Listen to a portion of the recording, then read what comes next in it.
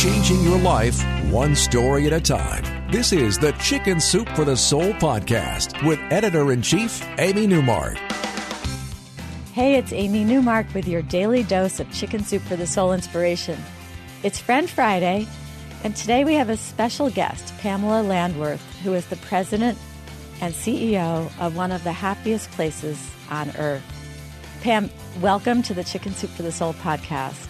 Thank you so much. So Pamela has been part of Give Kids the World since 1992, and she's been leading the Give Kids the World Village since 1995. As president and CEO, she's responsible for the operations of the village and everything else that goes on there. And prior to that, she spent many years in resort operations management, human resources, project planning. She was with Disney World for 16 years. Pam, tell us how you came to be part of Give Kids the World, and tell us what it is, because I think that most people are like me and have no idea that this incredible place exists. Right. Well, first, I think we're one of the world's best kept secrets, so I'll address that first. We are a nonprofit resort based here in Central Florida. And the easiest way to describe us is we're the destination for all children with a life-threatening illness whose one wish is to come to Central Florida and experience all the magic that we have to offer, whether they want to meet Mickey Mouse or visit the Disney princesses, swim with the dolphins at SeaWorld, the Wizarding World of Harry Potter, go to Legoland.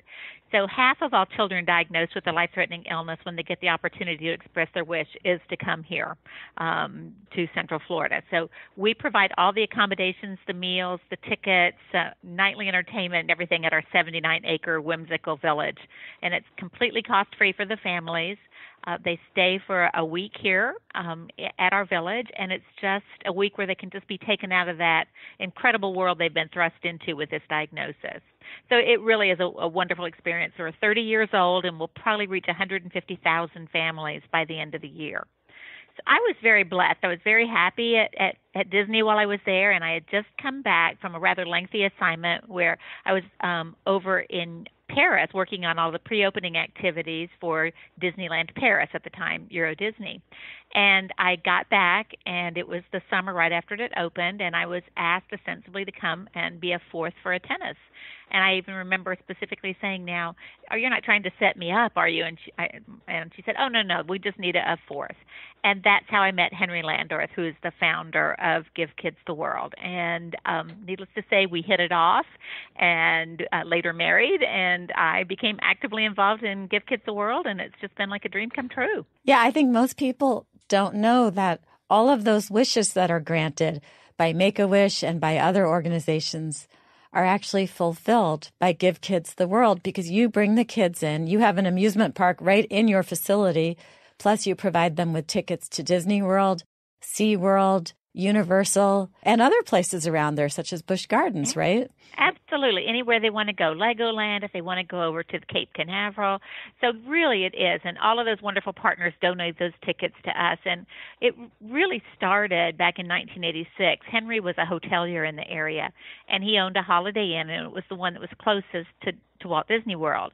And so he would get these phone calls from wish-granting organizations. If they made all the other necessary arrangements, would he put the family up for free? And he would always say yes. And then one day he learned that a reservation for that evening had canceled, and it was a little girl named Amy from Virginia, and she was battling leukemia, and time simply ran out. And so she passed away, and she wasn't able to come down. And that's when he started investigating to find out, well, what is the process and how long does it take? And he found that it was taking up to 2, even more months to make all the necessary arrangements to bring a child here. And he said, I'm going to streamline that. That can't happen again. And he made a commitment that no child would ever not have their wish fulfilled anymore. So we've never said no in these 30 years. And it started in a little storeroom at that Holiday Inn, just about 3 miles down the road, and has blossomed now. It was about a couple of years later, we opened the village with 8 villas, and then it went to 16, and keep fast forwarding right now, we are at 144 villas, and by the end of November, we'll be at 168 villas.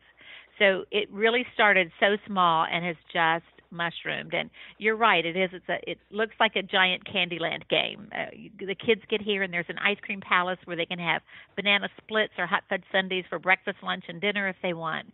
We've got a carousel. We've got a Lori's Magical Flight ride. We have a train ride. We do parties every night for the families. So we celebrate Christmas every Thursday year-round, complete with snowfall and a visit from Santa and horse-drawn carriage rides. We celebrate Halloween every Monday night, so we can, do face painting on the kids. So, because you just never know if these children are going to be able to experience their next holiday, and we want to give those families some lasting memories that they'll always be able to cherish, should the outcome not be, positive. I watched some of the videos on your website last night, and I was getting all teary-eyed. It's amazing, the magical place that you have created. Even the villas where the families stay look like something from another world. They're not normal-looking condominium-type buildings. They look really cool.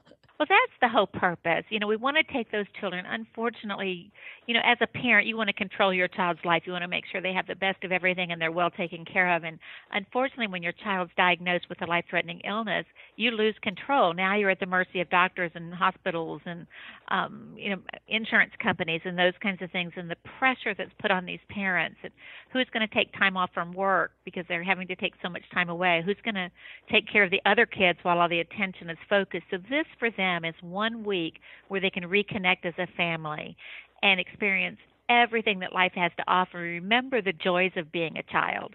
Remember what it's like to be able to sit down at a dinner table together and have fun together.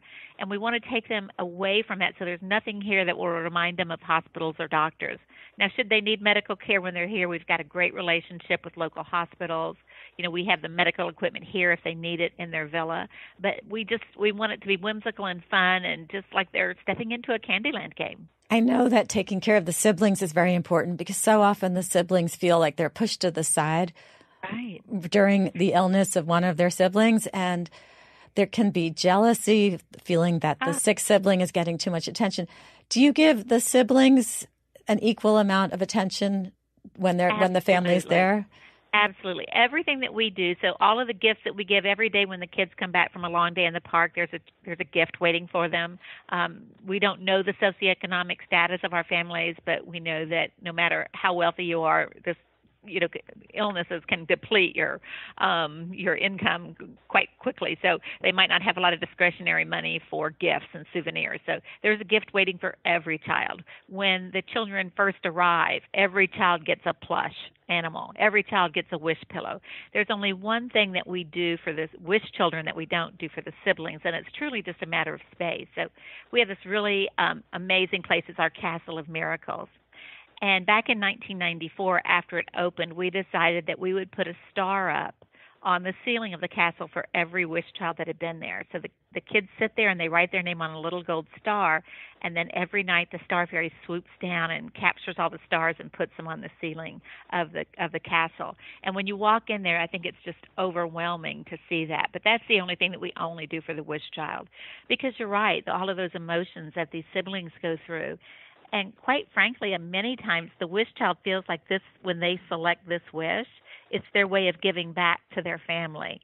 And they feel kind of pretty proud that, hey, my brothers and sisters may have had to give up a lot because of me, but now I'm able to give them something back. And it's truly remarkable to see these families reconnect and re-feel that incredible bond. Do you know what the wishes are, or are they secret? I will tell you one, because this is so funny, because they sit there and write their star and they put it in this magical box, and they're told to make a wish. And it was, oh my goodness, it was several years ago, and I don't remember quite when, but it was a young man from Boston. He was 9 years old, and he sat there and he put his little star and he closed his little eyes and he kissed his star and he put it in the box, and his sister said to him, did you wish for a cure? And he said, no, I wish that Boston would win the World Series.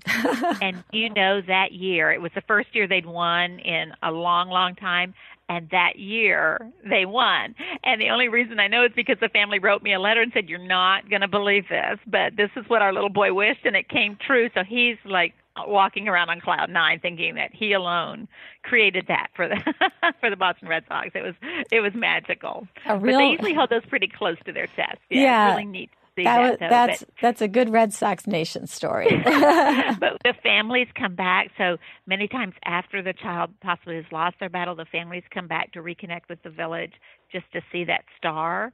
Or children who, have overcome their illness and they come back and they want to see that star because they just want to, reflect on the happiest moments of their life. And that's what that star signifies.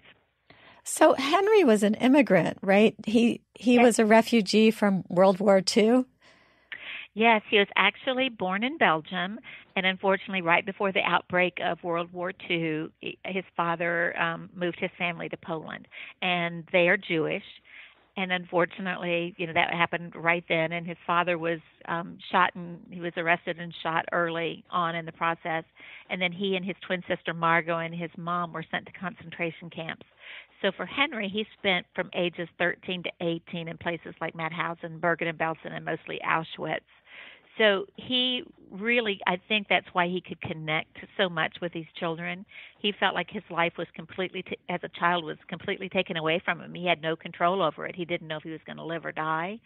And I think he actually saw himself in the eyes of these children who, for no fault of their own, they're not able to experience a normal childhood. And I think that's the passion that drove Henry.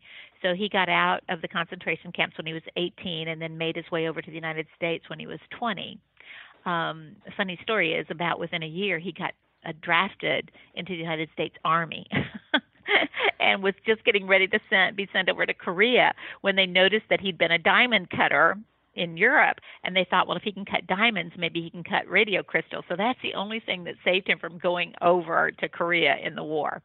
So he just feels like he's led a really blessed life. And, when you've been something, I can't possibly imagine how horrific that childhood was. And from what when you read, you go, well, you can either come out of it being very bitter and feeling like the world owes you something, or come out of it feeling, wow, I survived this experience. I must have survived for a reason. I want to give back.